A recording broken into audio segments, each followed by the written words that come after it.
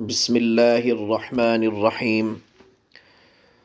زلزلہ زدگان، سیلاب متاثرین ہوں یا کوئی بھی بیمار یا مصیبت زدہ ہو تو اس کو دیکھ کر یہ مسنون دعا پڑھیں اور بچوں کو بھی یاد کروائیں۔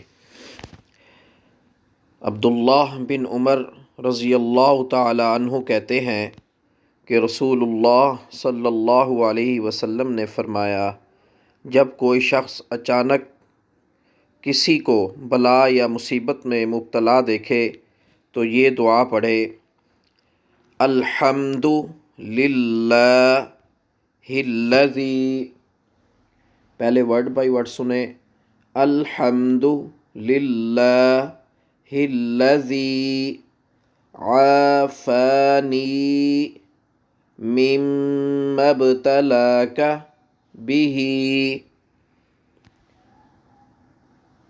وفضلنی علی کثیر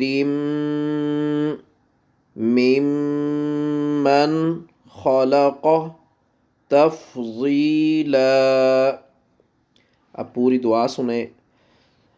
الحمد للہ الذی عافانی مما ابتلاک بہ وفضلنی علی کثیر ممن خلق تفضیلا۔ ترجمہ: